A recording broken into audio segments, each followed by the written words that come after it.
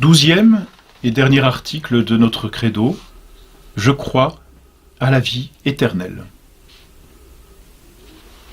De quoi s'agit-il quand on parle de la vie éternelle?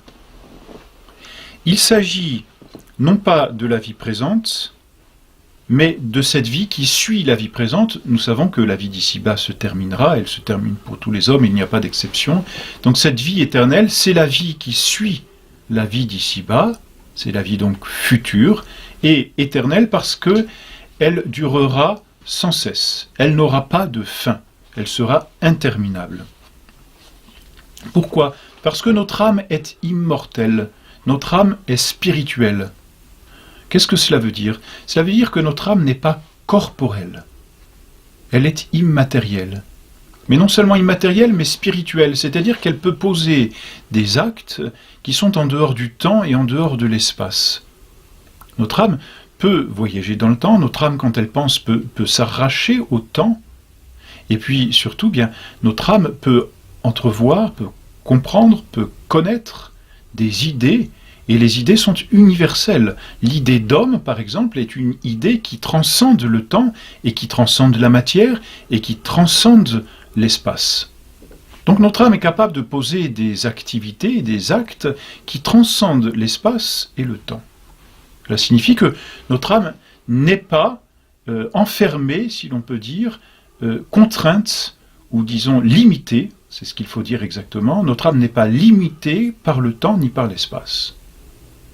Voilà ce qui fait que notre âme est non seulement spirituelle, mais immortelle. Puisque notre âme a la capacité de poser de tels actes, c'est qu'elle a une nature qui permet cette capacité de poser les actes, puisque les actes que nous posons sont la conséquence de la nature que nous avons. Si donc notre âme pose des actes qui ont une saveur immortelle, en dehors du temps, en dehors de l'espace, en dehors du lieu, eh bien cela signifie que notre âme a cette nature d'être immortelle. Voilà pourquoi notre âme a une vie sans fin. Elle a une éternité devant elle. Et c'est ce que l'on entend par ce mot de vie éternelle. Après la mort, notre âme continue de vivre et de la vie éternelle. Cette vie éternelle, on l'appelle aussi la vie de félicité pour les justes ou la vie de tourment pour les méchants, pour les pécheurs. Voilà donc ce qu'est la vie éternelle. C'est ce qu'on appelle aussi les fins dernières. Les fins dernières, justement, ce sont ces derniers actes de notre vie qui décident du sort éternel, qui décident de l'éternité de notre vie. C'est ce que l'on appelle les fins dernières. Ce sera terminé, c'est-à-dire qu'il y aura 3 actes qui seront posés, 3 actes après lesquels eh bien, l'âme sera comme immobilisée dans une vie sans fin. Ces 3 actes, ce sont d'abord la mort, c'est ensuite le jugement, notre âme sera jugée, et enfin, c'est l'exécution de la sentence de ce jugement. Ce sont ces 3 actes qui font les fins dernières, et ce sont ces 3 actes qui déterminent notre âme dans son sort éternel. Vie de félicité, ou alors, hélas, vie de tourment pour les méchants.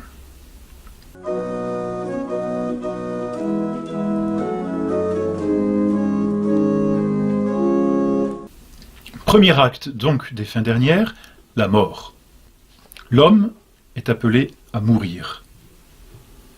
Qu'est-ce que la mort? La mort, c'est la séparation de l'âme et du corps. Et c'est un déchirement, justement. Nous disions que notre âme et notre corps forment une seule substance. Ce ne sont pas 2 choses qui sont l'une avec l'autre, ou comme une âme enfermée dans un corps, ainsi qu'un liquide pourrait être enfermé dans un vase. Non, c'est plus que cela. Il y a une compénétration de l'âme dans le corps, de sorte que nous faisons un tout. La mort, c'est ce déchirement de l'âme et du corps, de l'âme qui ne peut plus faire vivre le corps.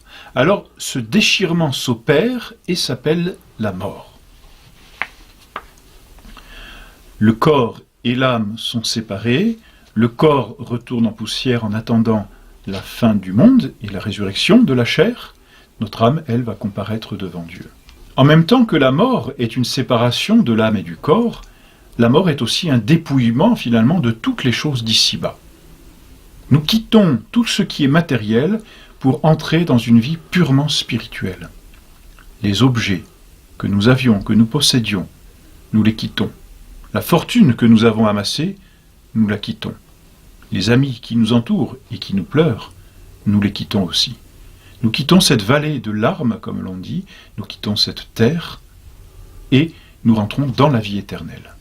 Premier acte, donc, la mort. La mort est inévitable, et c'est la plus grande certitude de notre vie, c'est qu'un jour nous mourrons. Tout le reste est absolument incertain, mais le fait de la mort, c'est la certitude de notre vie. À partir du moment où un homme naît sur cette terre, il est ordonné, si l'on peut dire, à la mort, il mourra, c'est certain. La mort est un châtiment du péché.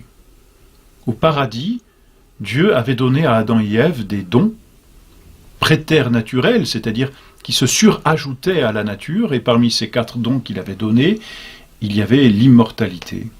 Mais de par le péché originel, lorsqu'Adam a commis ce péché, il a attiré sur lui la colère divine, et l'un des châtiments a été la mort. Et puisque ce péché, il l'a commis en tant que chef de l'humanité, il a transmis, si l'on peut dire, cette dette à tous les humains, et en transmettant cette dette, il a transmis les châtiments aussi, et la mort donc est le lot de l'humanité entière. Elle est dans notre existence concrète aujourd'hui, dans le plan tel qu'il est voulu par Dieu, elle est un châtiment du péché du premier homme, que nous devons tous subir et que notre Seigneur lui-même a voulu éprouver sur la croix. On ne meurt qu'une fois, et c'est important parce que nous n'avons qu'une seule vie. Nous n'avons qu'une âme, donc qu'une seule vie, mais une seule mort aussi. Voilà pourquoi il est important de ne pas manquer ce rendez-vous, si je puis dire, de ne pas manquer cette mort. Parce que lorsque nous mourrons, c'est fini, c'est terminé. Et donc c'est définitif. Terminé, ça veut dire achevé. Notre vie est achevée pour l'éternité. Un peu lorsque, au cours d'un examen, à la fin de l'examen, le surveillant dit « Posez vos stylos ». C'est terminé, c'est-à-dire la copie est achevée. Mal achevé, mais achevé quand même. C'est-à-dire l'examen est conclu. La note va être mise en fonction de ce qui a été écrit.